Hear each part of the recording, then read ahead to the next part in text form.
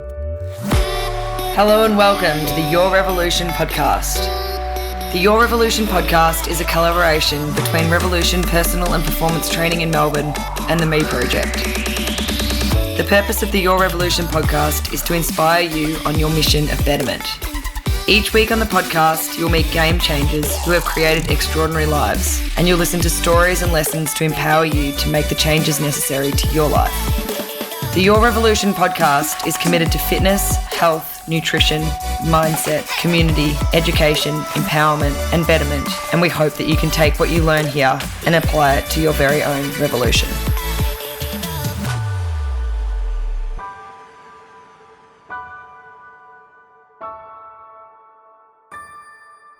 Thanks for tuning into episode 111 of the Your Revolution podcast. Today I am joined by 10-time World Salsa champion, Canadian Latin American ballroom finalist, director of the Salsavotus dance company, Mario Acosta. Welcome to Your Revolution podcast.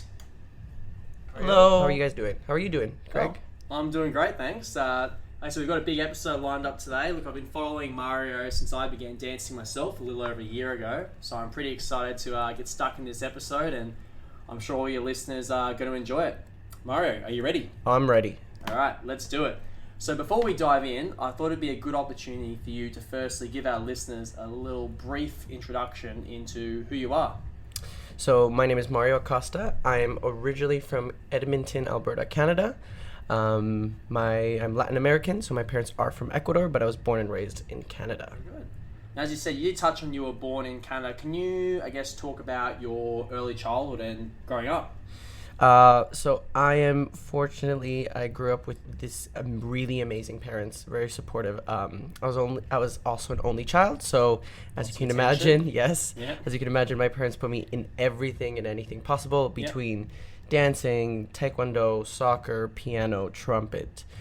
Basically, they did not want me to be at home after school and bored, and they just wanted me to try things, and I had full liberty of trying new things and telling them, I like it, or, it's not so much fun, or whichever. And then, I kept my weekdays was busy. I had a schedule.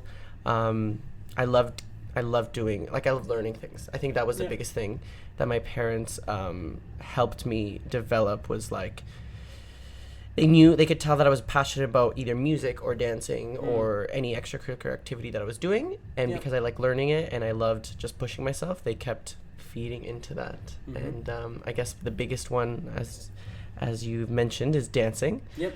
So I've been dancing since I was 4, so 24 years now of dancing. It's weird to say that. But dancing since I was 4 years old. And that's where it all started. And it's kicked on ever since. Oh yeah, I have too much time on my hands. Too much dancing. Very good.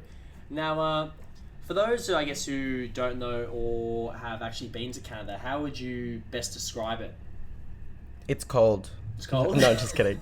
Everyone in Canada's like, what the heck? No. Canada's beautiful. People do say that Canadians are really nice. So I would have to say that people in Canada are very nice. And just helpful and nice. And I guess it's very similar to Australia. In its culture, but I think one main difference is that it's so multicultural in Canada. So you see so many different races, and it's just I guess everyone. If you think how Canada was made, everyone was an immigrant or everyone came from somewhere else to better their life. So Canada is kind of that big community. It's a really big country. It's really cold, so it's like we're all in it together. It's really nice. For some people, winter is beautiful. I can see the appeal of snow. I personally don't like it. But summers are also amazing as well. I was going to say Melbourne must really throw you off sometimes. Even though it's hot and cold within the same day and you get all 4 seasons, I still prefer rain over snow. So when I whinge a little bit too much during winter, I then remind myself, at least it's not snow. And then I'm like, okay, it's not that bad. True. No, good point. Now, can you also describe, and obviously, you did mention that, very active, obviously, growing up. Can you, I suppose, talk about your own sort of personal sort of health journeys? You kind of touched on that you played a lot of sports and whatnot. When did it really, come to you, I suppose, that dancing was what you wanted to do? It was weird. I guess my dancing was, I didn't realize I wanted to dance for my whole, wanted to dance as a career. I knew I loved dancing. And so it was weird growing up because my parents were the most supportive parents ever. But then they would always be like, but dancing's a hobby, so you have to go to school afterwards. And I was like, yeah, I see the value of school, and I really I always wanted to study something outside of dance in school. But I knew early on that I had to be passionate about it, because if not, I just wouldn't put effort into doing it. Like, I was passionate about dancing, I was passionate about music, I was passionate about taekwondo, so that's why I would do them, right? And I put the effort to do them. So I guess it turned, for me, it was when I was like 19, I started to realize that I love teaching. Also around the same time, I started teaching when I was 15, turning 16. I started teaching for a dance company in Edmonton. And then when I was 20, I decided I wanted to open up my own dance company. Wow, okay. So I guess I with the love of dancing and also the love of teaching, both my parents are entrepreneurs, and they had their own businesses. So growing up, I kind of, I would see that, and I was like, I want to be my own boss too. Yeah. Right? So I think that's where the urge to start a dance company at 20 kind of came. But for fitness, for like a health, and I guess dancing played a big role into it. Because growing up, I love food. So growing up, I ate like my parents, and I was still young. So I was, a little bit chubbier. And then it came to a point where my coaches were like, look, I'll never forget this conversation. Sure. My ballroom coach was like, Mario, the competitions are going well, like you're doing well, you're progressing in dancing, but you're getting to that age, and depending on what you want to do, how serious you want to take it. And he was like, you're just not streamlined enough. And I was like, so you're saying terminology? Are you just saying that I need to lose weight? Just tell me what, just say it. And he was like, yes, like, there's, and I guess depending on what types of dancing there is, and I would say unfortunately, but fortunately, there's like it's kind of like a double-edged sword. Dancing is, as much as it is, an art form, it's still sport. So you have to, be healthy and look confident, and some dance styles have a certain image that you have to. There would have to be some sort of image. Some sort of image that you have to kind of adhere to. And I think that's many things in many different sports. And I guess like there is an image, or there's something you adhere to, but within its limits. And that's where you can find kind of the balance between what that sport is demanding and how you can feel confident and happy within your own skin. Excellent point. Now, one thing I should quickly touch on is that you did mention you were teaching at quite a young age as well. I suppose by doing that, there'd have to be some level of maturity as well. Like, was that something you always sort of had in terms of teach? Like, because not everyone can be a good teacher. People can be great, athletes or before, but sometimes that crossing over into that coaching and teaching is not always an easy thing. Was that sort of like very natural to you to be able to coach and teach, or did it take time? Or I guess at first teaching was meant to just kind of, when I was like 16, it was just like to help make money and to start and see if I like teaching. Sure. And then as the years passed, I realized I actually do enjoy teaching. And I guess what I enjoy the most, and this kind of played into after I finished high school and kind of thinking what I wanted to do, I realized that I love being part of someone's journey. So if I feel like I can help someone either in their dance journey, or when I was doing personal fitness training, if I can help them in whatever journey and goals that they have, then I love being part of that. And then at the same time, when I started to make the decision that I wanted to have dance as a career, my parents, sat me down and they're like, look, is it the career we wanted you to have? Probably not. But did we also enable you to get to this point? Yes. And they were like, at the end of the day, my parents were like, dancing is only, like being a dancer is only a very small window into your life. So they're like, you know, if you want to continue dancing and continue teaching, then not only get better as a dancer, but get better as an instructor, because you'll have longevity if you want to continue teaching and you become a better instructor throughout the years. You'll have a longevity in this career than just purely on dancing. Okay. Because, you know, you get injured or you get old, and so you can't rely on just dancing. No, absolutely. Now, so you did mention you finished high school. Did you do any further study, or was it essentially straight into dancing? I did what's called personal fitness training, so a diploma, and I did that, and I did my CrossFit Level 1 certification, and then I started working for a gym.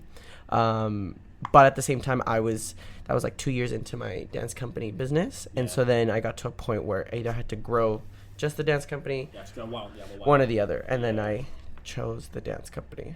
Oh, you've made a great choice, sounds like. Yes, you know, it was a good choice, very good choice. No, excellent. Now, you're also known as being an avid traveller. Can you talk about some of the places that you have travelled, and I suppose where dancing has taken you, more importantly, and what made you, so this is the $1 million question here, what made you want to move to Australia? Oh man, good questions. The travel. Oh, I love traveling. Some of the most amazing places I can imagine, I could think about. Went to Israel. Wow. I've been to Latvia, like the most random places, but it was beautiful. Israel, Latvia, different places in Europe, Japan, Korea, all through North and South America mainly. So I've been to quite a few places. Though it's interesting that I always say the world is so big yet so small at the same time. Correct, yeah. So yeah, I've been really lucky to have been traveling a lot for work and through competitions and dancing and all that sort of things. Any highlights? One of my highlights, I guess it wasn't so much about the place, like the traveling, but I remember there in the salsa world, there used to be this huge congress called the LA Salsa Congress. Yeah. And it got so big to the point where they would have it in car parking lots, because they needed the space. So what they would do is, it's funny, imagine like Disney World, but in salsa. So they actually would rent out these car parking lots, and they would put these massive like tents, and you would have and these tents would hold 5,000 to 6,000 people. Right. Yeah. So it was like in LA Congress, at the peak of LA Congress, there was at least 6, 7, 8 grand people just coming to watch, and you would have you had everything. You had food in this salsa land. If you think about it, you had food, you had performances, you had bands, and I remember I was grateful that I got a slot in to perform, and I'll never forget the amount of people that were there. There was at least 5 to 6 grand, and it was so so many people. It was so big. The stage was so high that the lights were so bright that that's probably been the only point where I've never seen an audience member, because the lights were so bright that it was just and that, I think, to me, the epitome of dancing and being on stage and a performer, that's kind of what I love. Knowing there's people out there, but I actually can't see them. Then it's just me, lights, stage, music. Yeah. So that would have been one of the highlights, but that was very, very early on. And then for traveling, I would have to say Israel was amazing. Yeah. Just being in the Mediterranean, that was beautiful. That's probably one of the highlights. Yeah, so the sea parts of the Dead Sea. Yeah, it was beautiful. Yeah. So I want to go back. Oh, incredible. Now, what about Australia? How did we end up here? How did I end up in Australia? Yeah. So it all started with, I came in 2016. The World Salsa Solo invited me to come down. I competed that year, and that's where I met the owner of Local Mojo Dance, Alex Bryan, and then he offered me a job, and then in 2018 I came down, and I was only meant to, as I was telling you earlier, meant to be here for 4 months. And I had this change. I know, and then 1 month in, my mom was like, "Oh, how's it going?" And I was like, "Oh shit, Mom, I want to stay. I don't want to go." And now 2 years later, I'm here, so I haven't left. Yeah. Well, there you go. Now, I suppose when you moved to Australia, did you actually have any expectations? To be honest, I guess I've been wanting to leave where I'm from for quite a while. Yeah. So I used this opportunity as just an opportunity to just enjoy it, and I had no expectations. I didn't know much about Melbourne. Like, I came to visit Melbourne. I was here for like 4 or 5 days the first time I came. I knew that it was the most livable city in the world. I knew the coffee is amazing. I knew all these things, but I was like an open book, and I was like, we'll see how it goes. I always knew that if I didn't like it, I was, no one was holding me down. I had a choice to stay or leave. But then fell in love with it. So then I found every reason to stay. Okay. Now, maybe there aren't any, because like you have travelled a lot, but can you, I suppose, talk about the challenges of living abroad? I guess you're away from your family. You're away from your close native friends. Especially for me, I only child, I was close to my parents. And then I had my dance company. I had my students. I had all my best friends and my close friends in Canada. So you do, you get homesick. But then I guess you start creating another home, right? So it becomes your hometown, and that becomes kind of a memory of what your life used to be. And then you start creating a new life here, if that's what you want. So, at times I do get a little jealous of my partner that he gets to drive for 30 minutes and visit his family. I'm like, mine's a 30-hour flight, but it is what it is, and it's life. And so I'm happy here, and I love it. And obviously good things, things like Skype and all that. FaceTime, Skype. So it's good. I wake them up in the middle of the night and just be like, oh, what are you guys doing? We're sleeping. Oh, yeah, shit, sorry. Forgot. No, never mind. Hi. Now, suppose going back on the subject of dancing, can you talk about also some of your, I suppose, early influences? Because not only, as I said in the title, you are a salsa dancer, but you also had a ballroom background as well. Was there like a specific person you looked up to or idolized, or what sort of made you go from, I guess, ballroom to salsa and whatnot? Well, I love dancing, and so I started salsa. Ironically enough, I didn't want to dance salsa. My dad started it a year before me. So I would say he is the culprit of all this. I'm just kidding. In the blood? Was it because it was in the... I mean, Latin music was always in our blood. Yeah. So ironically, I love music, so I listen to music all the time. Yeah. So there's no surprise there that I love dancing, because I love music. Yeah. But my dad was taking a class, and then there was one day where I just had to go with him, and I started salsa dancing. So I fell in love, and it was fun. And then the instructors and there's other people in Edmonton that were like, look, why don't you put him into ballet? Give him some technique. Why don't you put him into other styles of dancing? And so I tried it, and I liked it. And I was like, okay. So I kept going with ballet, jazz, contemporary, and salsa. And then it was around that time, I was like 15, 16. And that's where So You Think You Can Dance Canada was airing. And so I told my parents, I was like, oh, I really want to do this show. Like, I really want to do it. And so when we watched it, my parents noticed. They're like, you have to be able to do everything. So you have to be able to do contemporary, you have to be able to do ballroom. Like, are you prepared to do that? And I'm like, yes. And my parents were like, well, why don't you train in it now? By the time you're 18, you'll have like at least a couple years under your belt. And I was like, okay, sweet. And then found a ballroom studio, and just how the world, it's interesting how the world works. At that same time, my first ballroom partner just moved down from Ukraine, and so she had like 5-6 years over me. But I had just overall dance experience. And she was looking for a partner, and like we're the same age, the heights worked out. And so my instructors were like, look, do you like to compete? Like, it's the ballroom world is like a whole different ball game. And so I'm competitive. I just loved it. So then it turned into wanting to learn it for So You Think You Can Dance to I love competing. And so I competed in ballroom for like 7 years. All during this time frame, I still was competing in salsa, teaching salsa, dancing salsa. But I was actively doing other dance forms as well. So I guess I had like, in the salsa world, I have like my coaches, Billy Fajardo, Tito and Tamara, and I met them when I was really, really young. Also worked with Anya Katzevman and other instructors. And I quickly realized that not only do I love learning, but I just love every dance style has its own like feeling and character and own emotion that it brings out of you. That to me, it's like, look, we're like a jar full of emotions, right? So and it's fun using dance to like express that. Yeah. So I guess that's why it was contagious for me to continue doing all those styles, aside from salsa. Yeah. And obviously you would have, when was the point, I suppose, that you decided to focus mainly on salsa?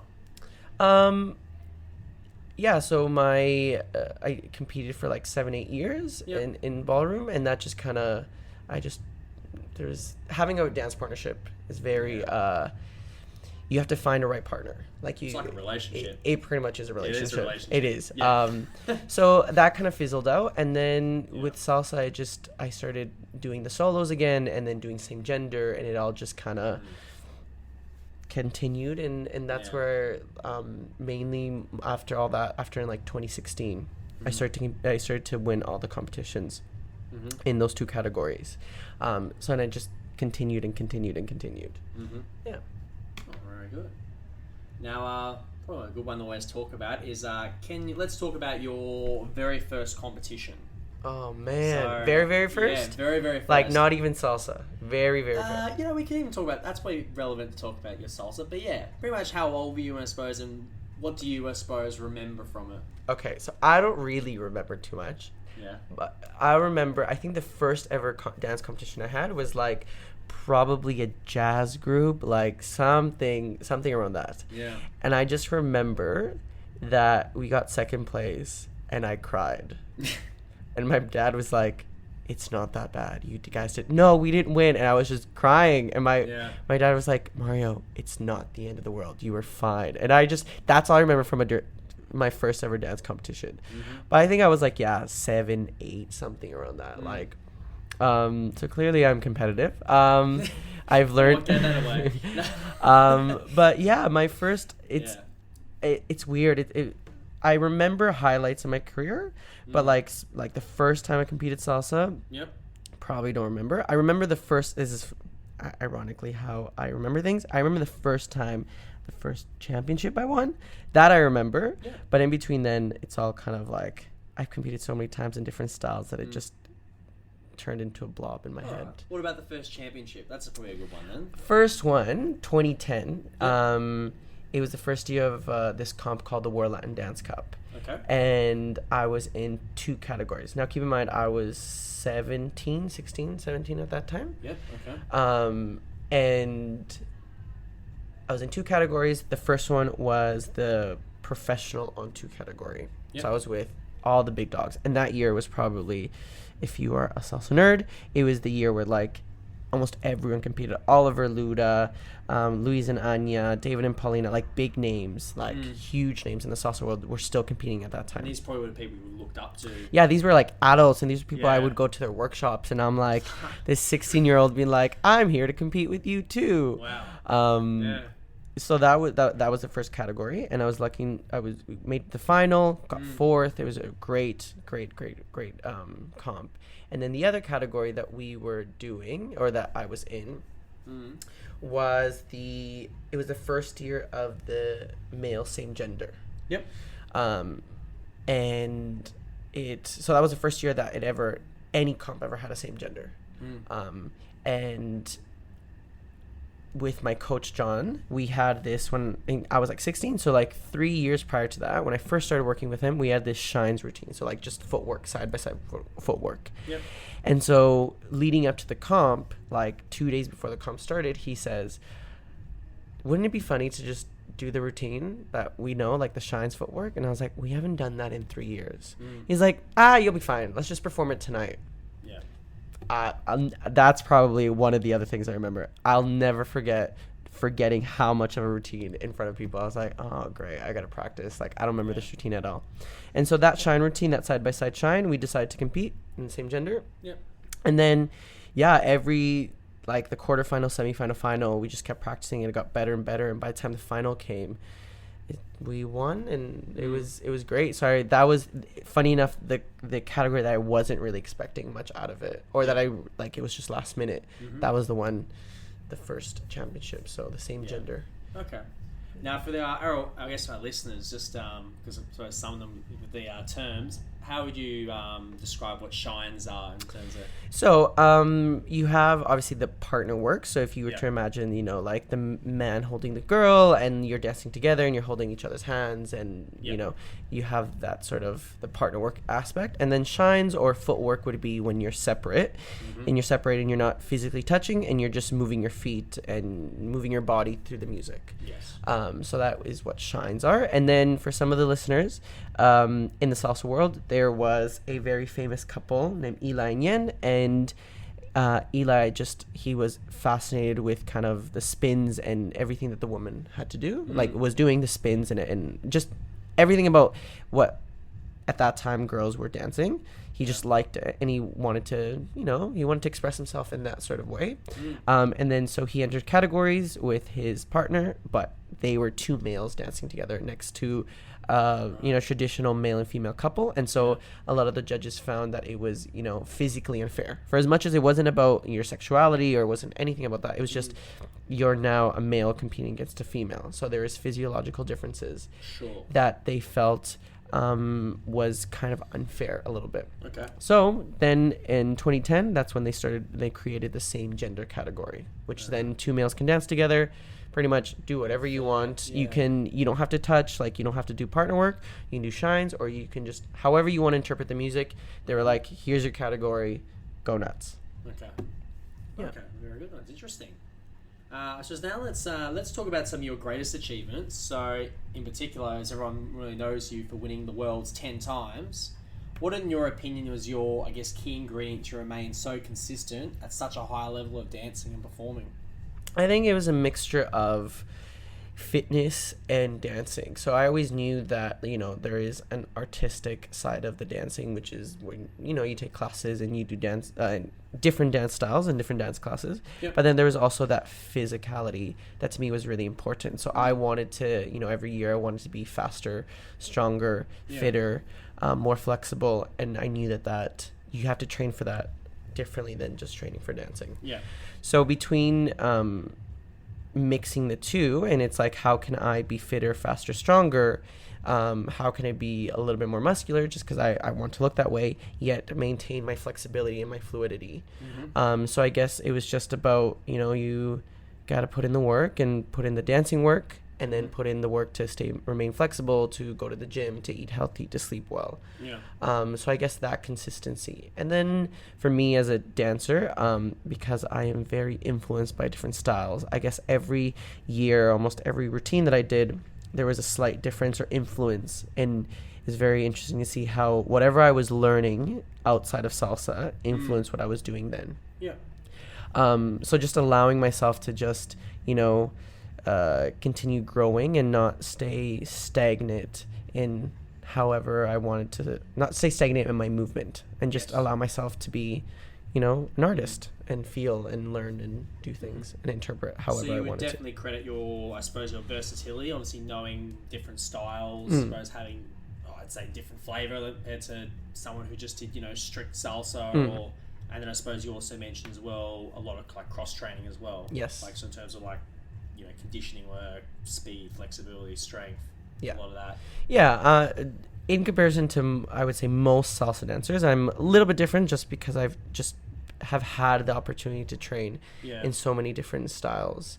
So then I guess kind of as ironic as salsa is, right, there's even just salsa on itself, the music and the dancing, there has been so many different styles that have influenced throughout the years. And so being able to do that and having my own take on what salsa is and how I want to interpret it, I guess that's how I've been able to stay consistent throughout those years.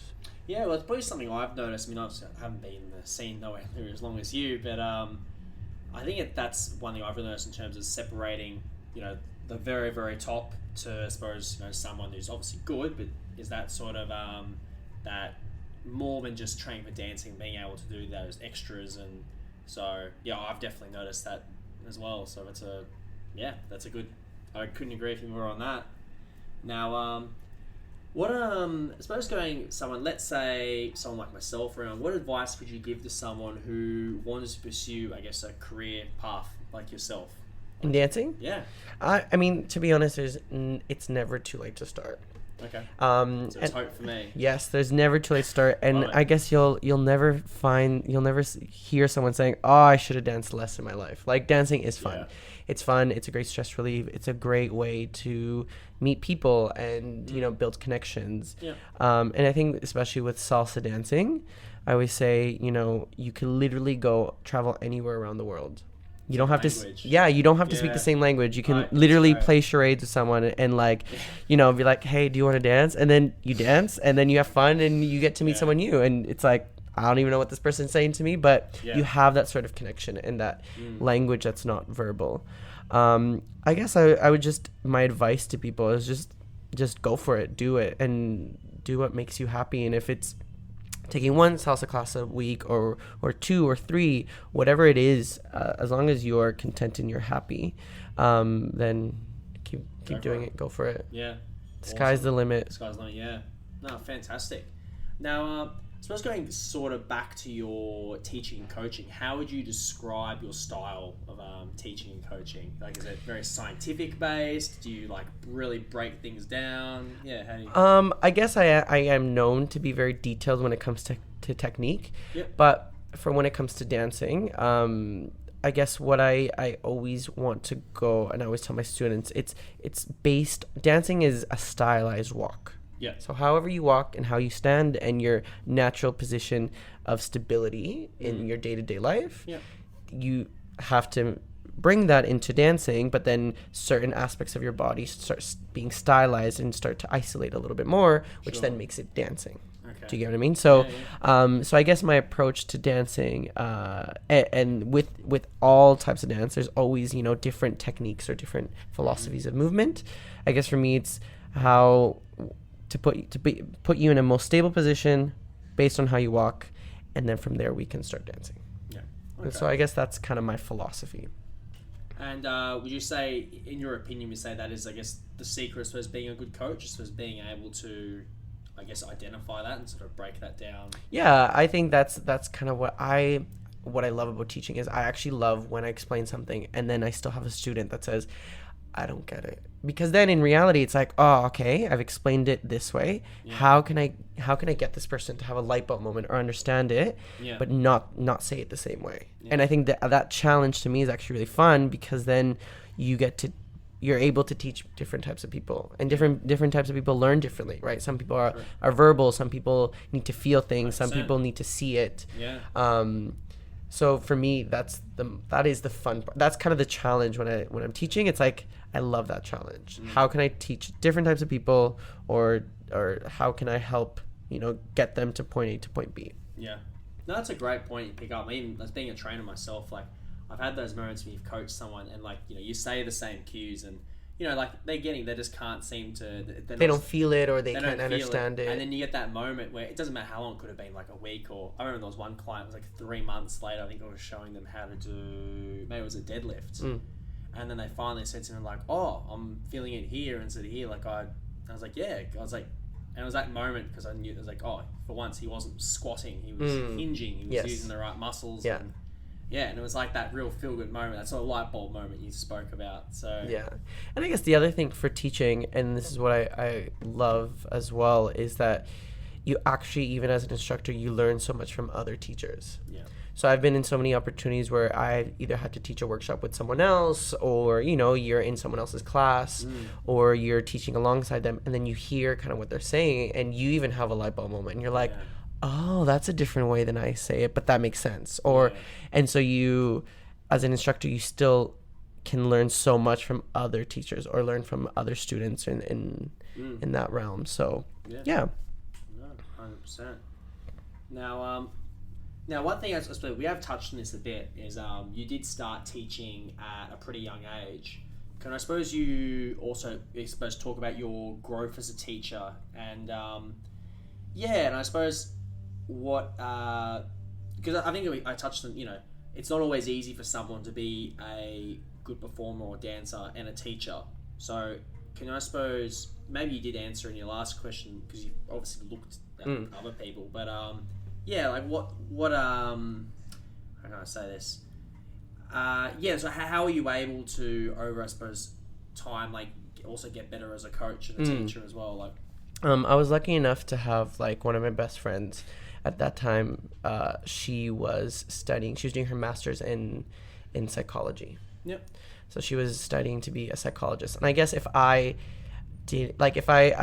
always knew that if I loved school that much and I didn't want to dance as much or teach, I probably wanted to be a psychologist, a counselor, because I was fascinated with the theories, the different types of theories that counselors learn to be able to help clients. And the other thing I was fascinated about is kind of the power of language and how you can, I don't like to say the word manipulate, but how you can manipulate words to help the other person understand, or to see how, everything that a counselor and a psychologist needs to learn. Yeah. And so the power of language, and that was something my best friend always emphasized. And she's like, look, these theories, there's a couple theories like motivational interviewing, and there's other ones. And she was adamant about me being able to learn them, because she was like, look, you have to learn how to speak to people. Yeah. Right. And at that time I was also being a personal trainer, and she's like, there's going to be clients that, there's going to be some clients that's going to be easy clients. You can tell them, this is what you need to eat, this is what you need to do, and they learn it and they do it. And right. Yeah. And then there's some clients that my best friend was like, they're going to come and, they're going to have patterns of binge eating, and it's more an emotional problem or a psychological problem, right? And so she's like, obviously you're not going to be able to counsel them or be a psychologist, but you can still learn, and you have tools in your, as an instructor, or as a teacher or personal fitness trainer, whichever, that you can help people in different ways.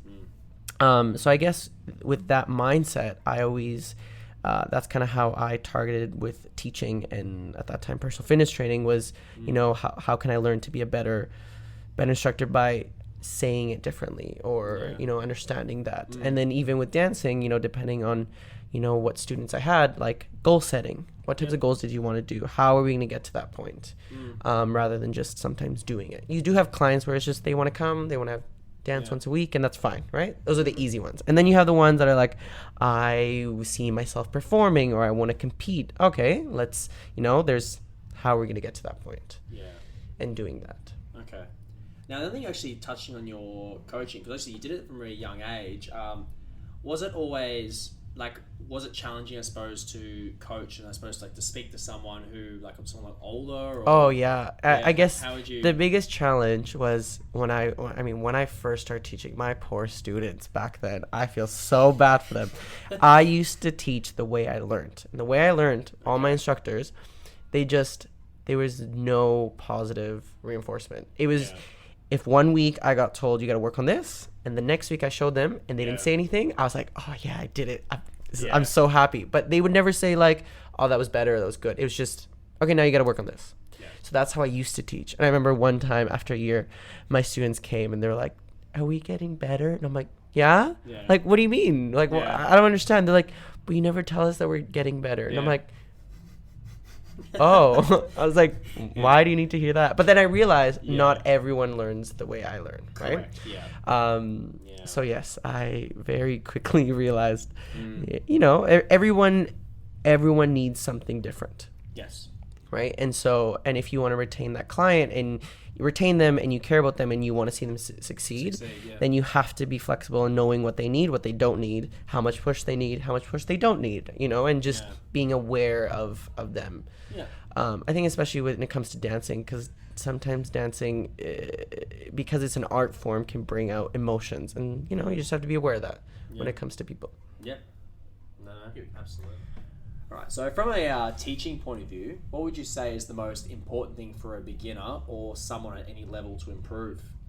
I think for a beginner, one of the most important things is to be able to hear the music and just confidently step with the timing and the music, because different speeds, different types of salsa music can be daunting at first. So having the confidence to be like, this is my timing, and I'm going to step on it with the music every time that I hear it. And I think confidence is the biggest thing for anyone. And it could mean different things at different stages, right? So for a beginner, it could be confidence finding the music and hearing the timing.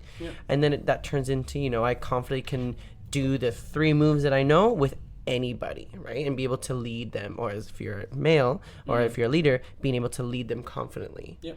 And as a female, then being able to follow it, right? And so I think confidence is the biggest thing, and choosing what you need to work on and make yourself confident in that. So either it be spins at one point, or either it be a specific move, and just being like, this is what I want to focus on. I want to feel confident in the next 2, 3, 4 weeks, whichever the time frame you want to work on it. Okay. So I would say that's the... And that would be, you'd say, applicable for whether it's someone who's just started dancing or... Yeah, just start dancing would be first thing timing, right? Being able to hear the music Yep. and being able to execute it. And then after that, it depending on what, like if you're a follower or a leader, either it depends on start learning the basics, right? Learning like, let's say if we're talking about salsa, the crossbody lead or the outside turn, and being able to do those confidently with the timing. Yeah. Okay. Oh, very good. Now, one little question here. What is one thing I guess you wish you had known before you started dancing? One thing I wish one thing I wish I would have known before I started dancing. Well, actually, that could even be from a coaching point of view too, or performing or competing. Could be anything really. That's a good one. I guess, and as I continued my career, I found obviously afterwards I found this, but I realized that for myself, I went through a point in my career where I just questioned a lot of what I was doing as a competitor. Okay. So in a way, it's kind of, I always say I have like maybe 1 or 2 years where I kind of lost myself, and I, just being honest, I was not performing with emotion. I was just like doing what I had to do and just being very fake about it. Just because going through emotions and just, smiling and doing what I had to do, but it wasn't very genuine because within myself, I didn't know where the direction I wanted my own dancing to go. Right. So I guess in a way, just for myself, I would say like telling my younger self is maybe my 20-year-old self is there's going to be a point, or whenever you reach a point where you start questioning a lot of things, or there's a lot of people in your ear just telling you what you should do, step away from it and just find what you love about dancing and interpreting, and just stay true to it. But in reality, in saying that, I'm glad I went through those years where I didn't, I was kind of in limbo or lost a little bit, because then it kind of gave me the confidence in knowing what I want to do and how I want to do it. Mm-hmm. So would you say in that period that you kind of were taking, there's like a lot of the influence coming from all sort of directions, whether it could be like, I don't know, other competitors, coaches or people, and you kind of, bought into it a bit too much? Yeah, and I guess the thing is the beauty, with coaches, if you have multiple coaches, everyone will have a different opinion, right? Yeah. And so it's kind of like taking their opinion with a grain of salt. Mm-hmm. And doing what works for you, doing what you need to work on, and just keeping in mind what people's opinions are, but also what is true to yourself. Because at the end of the day, you want to be happy with what you're doing, no matter what people really think. Absolutely. Or like, right? It's as long as you're happy, which is why, to me, it's like if you want to start dancing, it does not matter how good you are or how many moves you know or don't know, or when you started. It's about interpreting music and just enjoying it, because no one can take that away from you, right? And so either no one can take that away from you from X amount of competitions you do, or just by going to a social or a class once a week, right? No one can take away that enjoyment of what you're doing. Okay, great answer. Now, what would you say was and this could just be not just from dancing, but in general, what would you say was your biggest setback, and how did you learn from it? That one, I would say my biggest setback was conforming to what people wanted, and kind of losing, I guess at that point I lost kind of emotion in what I was dancing. So for most people, they wouldn't really know what I'm talking about, because I'm very good at faking things. But for the people that were really close to me at that time, they quickly realized that I was not performing. I was not being my genuine self. Okay. So it was kind of like I lost myself. I didn't know what I wanted to do. I was just doing what I was being told or what I thought people wanted. Mm-hmm. So I guess that's kind of what I went through a point where I thought people wanted to see this rather than I want to show people this. Mm-hmm. So that was kind of the setback. And then I remember during one of the tours that I was in Australia in 2017, before I moved here, I worked with he is a DJ, he's a promoter in Brisbane. His name is Jean-Luc. Mm-hmm. And he has been working on, he's he's a mastermind. Like he has these ideas, and it was great working with him. He had this concept video that he wanted to do, and it was pretty much he asked me if I wanted to be part of it. And in the video, it's on YouTube. If you search Mario Acosta and Easier, it was this song that I did. Okay. And it's a video of me and my shadow. So in the video, he told me, he's like, look, I want you and your shadow to be doing the same thing, but then at points we have to record it where your shadow is doing something different. Okay. So it was a really interesting concept video I had to do. Yeah. And so I kind of I didn't do anything salsa, and I just like went contemporary, and I just found a song and I made the story my own. So he allowed me to be like, this is what I want to do. You have a shadow, you have you. However you want to tell your story, it's up to you. I'm not going to tell you what to do. It's all you. So I kind of made, at that point, the shadow be kind of like my inner demons or the inner things that were like stopping me. Was that challenging to do? It was. Actually, it was quite challenging, but I'm glad I went through it, because after that, I would say that was kind of like the turning point of bringing back my old self and just kind of like the emotions back to dancing. Yeah. So yeah. Awesome. Oh wow, I really like that. It's a good, very interesting story. I'll have to look up that. If you search it, it's Mario Costa Easier. Yeah. Okay. Well, I'll definitely look that up. Yeah, it's a great song. I remember I found it from. There's a show called How to Get Away with Murder. Yeah, great show. So there's so many. I love that show, and so the music. Yeah. This particular song I found it from the show, and I remember it just it was in the back of my mind when I wanted to do this, and so I think, and this is kind of with all of my routines I've ever done, that I love doing. I always second guess them, they're always in the back burner, and I'm always like, oh, I don't know if I should do it, and then I always realize I'm like, nah, if I have the inclination, do it. And so that song, I just love it. So yeah. Oh, fantastic. Now here's a little curveball question I always ask everyone here, so I'm gonna have to throw it right here. But if you could step into my shoes, let's say you were the podcast host, what would you have asked yourself that I didn't ask you? You have to answer it. Of course. What didn't you ask me? Oh, I guess you didn't ask me where I see myself in like 5 years' time or 2 years' time. Yeah, okay. That's a good one. I'm like, what haven't you asked me? Yes. I guess in, let's say, 5 years' time, so I will be 31 by that point. I would have wanted to be a backup dancer for either Jennifer Lopez, Janet Jackson, some artist that I can, Shakira, that I can use the Latin and the salsa skills that I have, but also the commercial dancing that I'm starting to venture into. Yeah. So I would say that hopefully in the 5 years you would see me, I would have done a contract, I would have traveled the world with it. I love Melbourne, and so Melbourne now I want it to be home base. Yep. But I do want to travel for a bit and come back to Melbourne. So I would say for my career, hopefully in 5 years you see me have traveled around the world dancing with an artist and be a backup dancer. Yeah. Well, as I said, I think there's Super Bowls today. I think we have J-Lo and Shakira, is it? I think so, yeah. It's amazing. So hopefully in a couple of years you'll see me in the Super Bowl or something. Super Bowl, yeah. I like it. Now, going on to the present, can you describe it as a day for you? Because it seems like, you have lots going on, you have training, dancing, performing, and then you also, it seems as you touched on, you've kind of transitioned into sort of like commercial side as well. What is your secret, I suppose, maintaining a good work-life balance? Oh man, good work-life balance. If there is one.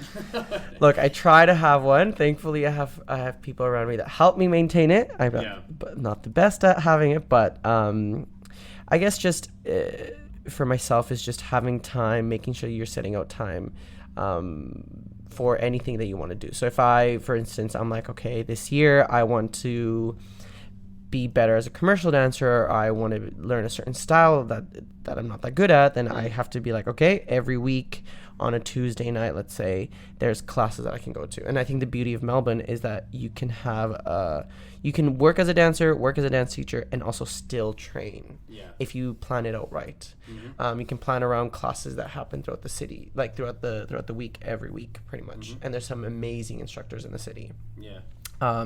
So just setting out time to making sure you're doing everything that you want to do. So if it's either working out, meal prepping, then teaching and dancing for yourself or whichever. Mm-hmm.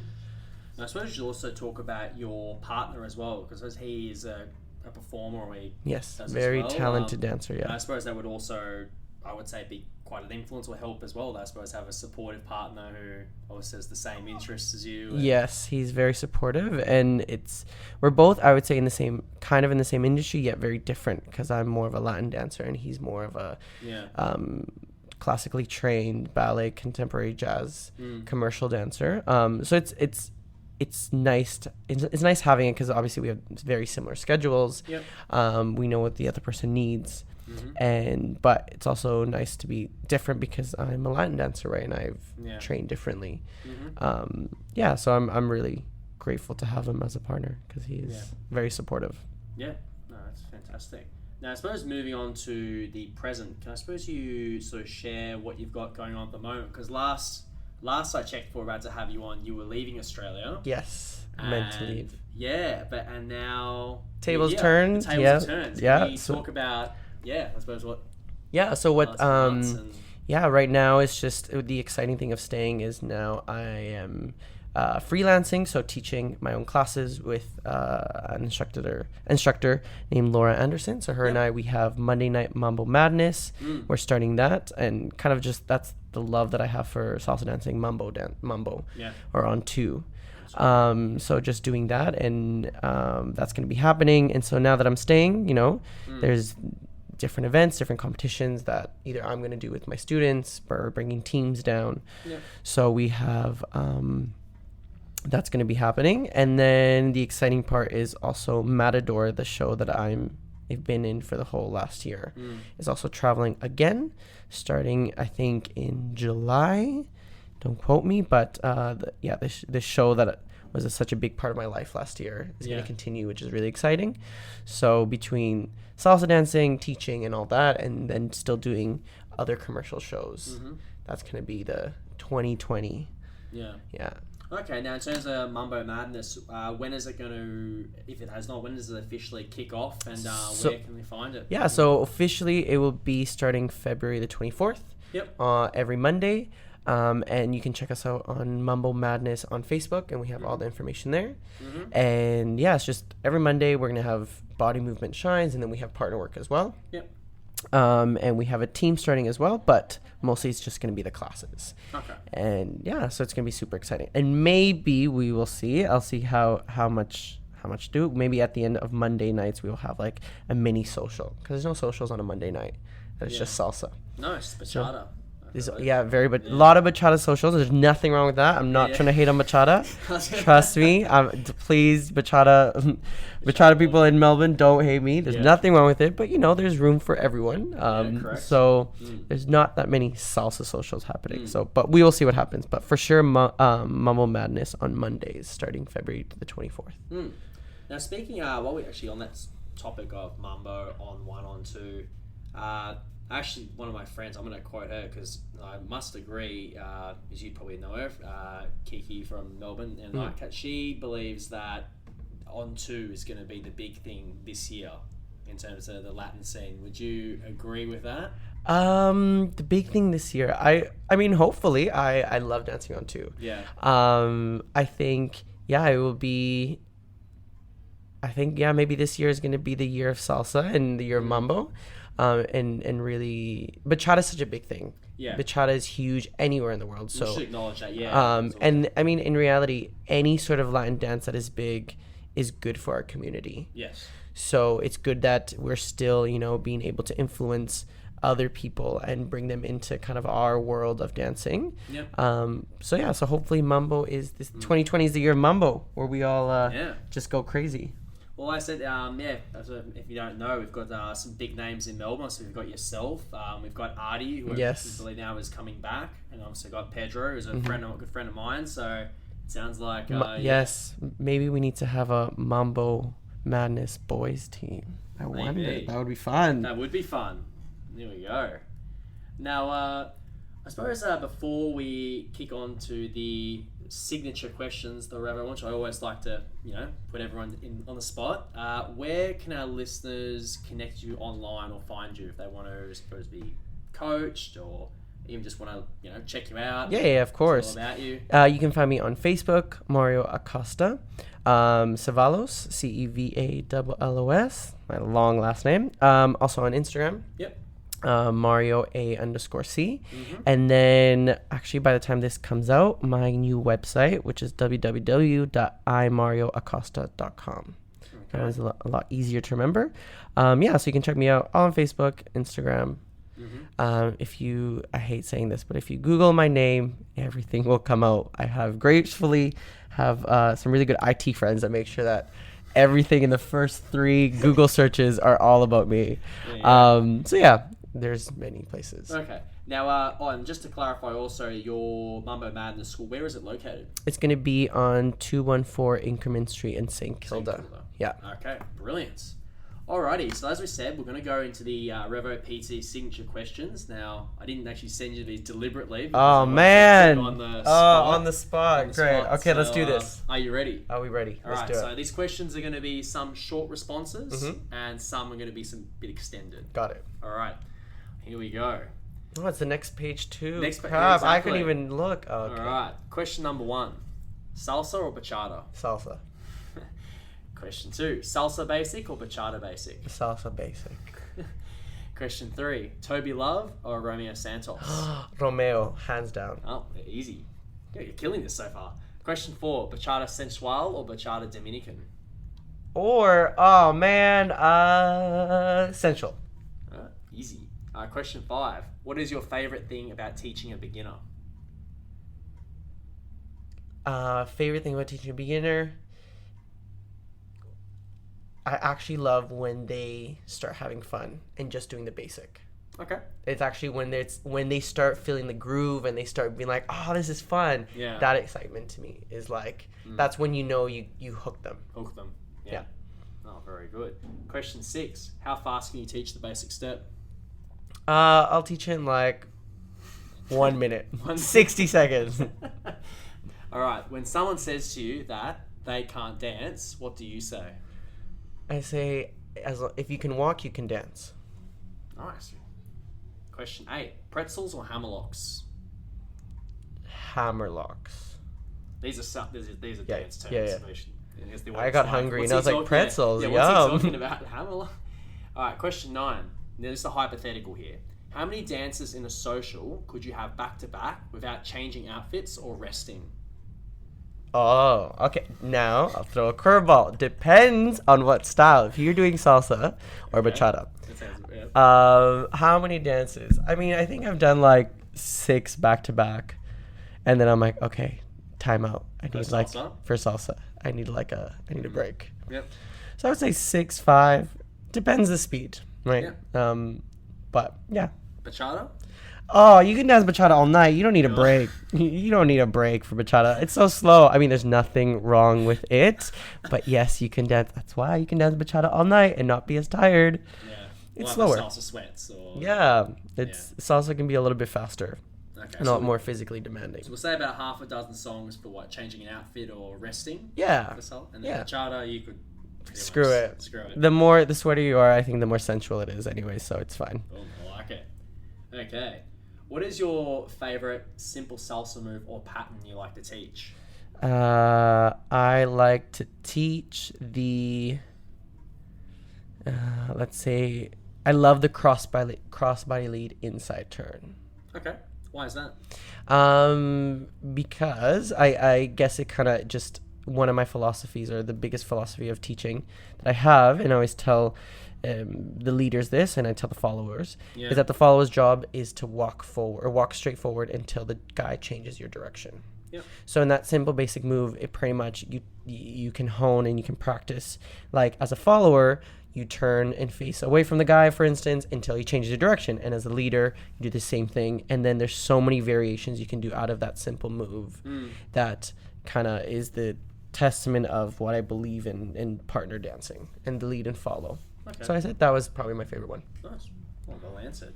Now, if there was a non-Latin dance you could teach, what would it be? Commercial. Okay, nice. You're killing this. I think you've done the best so far. Question 12. What is the most random and unexpected place you've performed or taught dance?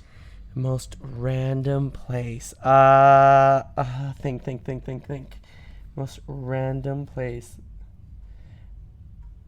Car park? Car park. That is actually, when you think about it, that is the most random place I've had to dance. Okay. Yeah, probably yes. It's not even a Disney story. I just thought of that. Like we had the car park. Yes, yes. Yeah. I would say when you're submerged into it, you don't think about it, but when you think about it, you're like, I just left a car park. That's interesting. Yeah, so probably that. Car park? Yeah. Oh, there you go. Question 13. Most annoying habit. That I have? Yeah. Most annoying habit that I have. That I run late sometimes, most of the times. That's my annoying habit, is that happens. Latino time. Yes, Latino time. I like it. Question 14. What's the best Wi-Fi name you have seen? Oh my god, I just saw this. IP, so like I, small I, large P, when I scream. That's actually what someone had. It was this, I don't know, I think my friend sent it to me as a screenshot of something, and it was I, small I, big P, when I scream. When I scream. And I was like, okay, very interesting. Very good. Reminds me of that one that people says I-cup. You ever tell you like to spell I-cup? Oh yeah. I-C-U-P. Like, Yeah. But yeah, I like that. Very good. One word to describe you. Oh man, one word to describe me. A conundrum. There you go. That's the best one. I like it. That's a good one. All right. 3 things that you can't live without. Music. Yep. Sparkling water. Yep. And sunshine. There we go. Very Oh my god, that's like a vacation. Yeah. Music, sparkling water, and sunshine. Oh my god, that was Can't do good. anything better. I know. All right. What about what 3 things would you take to a desert island? 3 things I would take to a desert island. What would I take? Sunscreen. I don't want to burn myself, but no, that doesn't count. 3 things. I mean, I would take music, because if I'm going to be stuck in a desert island, then at least I can dance, listen to Play music. any instruments? Used to. You're not going to take a trumpet or a piano. That would be. Can you imagine taking a trumpet or piano? Most random 2 instruments. Yeah. I would say some form of music. Yeah. And then, I mean, if we're in an island, a machete. You know, you got to think about survival skills. Probably need a machete. And what is it when you, like, oh my god, I'm going to sound dumb. To build a fire, it's like 2 things. It's like a flint. Oh, flint and something else? Yeah, okay. You've got me on this, but yeah. To start a fire. Anything to help start a fire. Okay, so some sort of fire starting. Yeah. A machete to protect yourself. Yeah. Or to chop down stuff. Yeah. And the third one, music. Music. Okay, and that could be any sort. Any sort of music. Any sort of music. I was gonna say you make Castaway or something. Imagine bringing like a trumpet or something. Oh, very good. What's your favorite sports team? Favorite sports team. Damn. Clearly, I watch a lot of sports. Favorite sports team. What would it be? Let's say, actually, I love I don't know if this counts. The any sort of weightlifting, like the Chinese weightlifting team. Oh, they are incredible. They're incredible. The Chinese weightlifting team. There you go. That's Have probably you my seen some of their training? Oh my god, yeah, they're like the insane. all the weight plates they put Yep, on and all it's that. insane. That actually hands down is my favorite sports team, the Chinese weightlifting. Yeah, bloody good answer. All right, very good. Question 19. If you were the president of the United States for one day, Oh god. what would you do? What would I do if I was for one day? This sounds cheesy. I would end all wars and just put dancing. Yeah. Yeah. For one day, I would try to bring some peace and just peace through, like, showing compassion. Mm-hmm. with everything. Harder than it thinks probably, or Yeah. easier said than done, but some sort of that. Oh, very good. Now the last question. Now, so everyone answers this one. Let's see what you can bring to the table here. But Okay. what is the most interesting fact that you know? Interesting fact that I know. Yeah. Give me anything. Oh, this is the first thing that came to my mind. Interesting fact that I know, that turtles can breathe out of their bums. Because when they're in water, they're submerged. They have like, their body turns into something that they have some tube that comes out of their butt that they can breathe. That's why they can be underwater. Oh, I like it. Yeah. Wow, that's a great contribution. Most random thing. I watch a lot of YouTube, and so every Is night. that David Attenborough? Or is it that? I don't know where it was. I just watched it, and I didn't. It's stuck in the mind. Yeah, It's like, that turtles. It was about turtle shells. really? Yeah, so the video was about turtle shells and how theirs is the bones are on the outside versus how like for us the bones are in the inside, and then our flesh covers the bones. So theirs is the reverse. It's funny you mentioned about animal facts. It's like the first one everyone asked me about animal. The one that I always remember is about octopuses, that they have 3 hearts. That's always. Oh, they have 3 hearts. Yeah, that's always the one that I didn't know that. So maybe that's like yours. You know, it's like that. Something that you something just sticks all the time. Yeah. So breathing out your bum, it's pretty. Unique skill. Yeah, it's a unique skill. All right, well, fantastic. Well, this is, as I said, episode 111 of the Your Revolution podcast. You can find us on Spotify, SoundCloud, the podcast app. Once again, we're going to thank Mario Acosta for his time. Thank you. Yeah, we will see you next time. Thank you. Thank you, guys.